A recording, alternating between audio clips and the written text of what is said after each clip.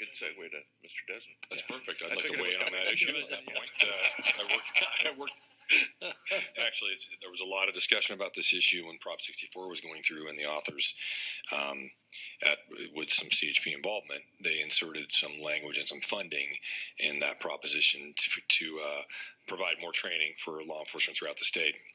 But yeah, there is no blood alcohol, like there is an equivalent section for a specific blood alcohol level. You know, if you're 0.08 or above, there's no objective level because cannabis is completely different, you know, substance. I mean, and impairment will depend on, you know, frequency of use and things like that. But I mean, they are doing a lot more in terms of gathering the data, and if they do detect someone driving under the influence of some other kind of controlled substance, and there is a test, they're doing a better job, I think, of keeping the records. I mean, it hasn't become a huge crisis like a lot of people feared, and that is certainly the case. I mean, that's been the Highway Patrol's experience. Yes, more difficult to test for it, but we're not seeing huge problems on the roadways. So thank you for the presentation. I think this is it's very valuable in terms of a policy discussion at one point. If this board does choose to put an ordinance or a ballot measure on the ballot in terms of taxation, then we would have to decide, if that passes, decide on what we would do from a policy perspective. And I think this is really valuable. For me, it seems like a lot of these issues are also, you know, we're kind of relitigating or arguing about something that has already been decided. Cannabis is legal in the state of California, and that is not going to change. Right. And we are surrounded by it. And what I would ask you, Lieutenant, what you're on HIDA, you're obviously very aware of, I guess, the proliferation of cannabis in Sacramento County. And let me ask you this. I mean, is there cannabis in unincorporated Sacramento County? I'm sure there is, yes. Okay, well, thank you. I know for a fact there is, because I know an awful lot of people who use it recreationally, and they go buy it in the city, or they get it delivered to their address in the county. And so many of the things you're talking about here are clearly why the public voted for Prop 64, because people said, look, it's here, it's a reality. These environmental crimes from outdoor grows, these candy that's marketed to children, we need to take that industry and regulate it and protect people who are vulnerable to it, or vulnerable to its abuses, whether it's environmental crimes or in the retail world.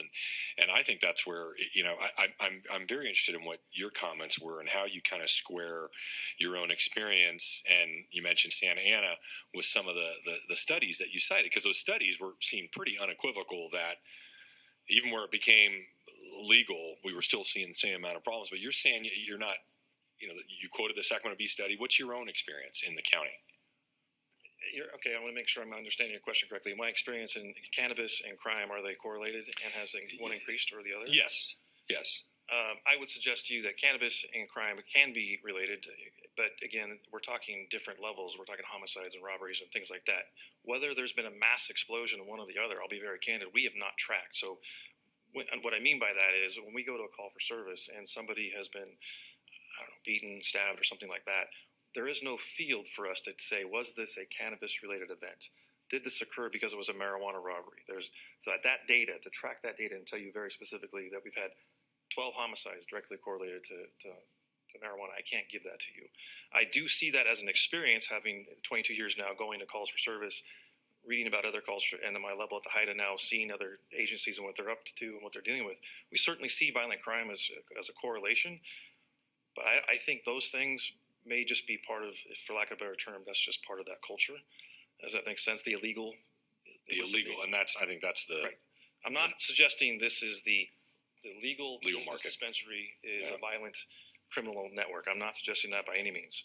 I'm just suggesting that when we deal with the illegal market, you have a lot of it's a criminal network, right? We have cartels involved in this growing behavior. We have gangs involved. We have a lot of different criminal elements doing this because there's a lot of money in it. Right. And you also see, some of the illegal actions marketing to children. You see the environmental crimes, and to me, I mentioned this when we talked about this a few weeks ago, that this discussion all screams to me for more state involvement, state consistency throughout the state. That would be helpful to law enforcement. I know that too, but I think the biggest problems are clearly caused by an illicit market, and you're right. Having a tax structure that's fair and reasonable and balanced, that strikes that right balance in driving away the illicit market and helping legitimate businesses succeed is what we should be looking at. But thank you very much.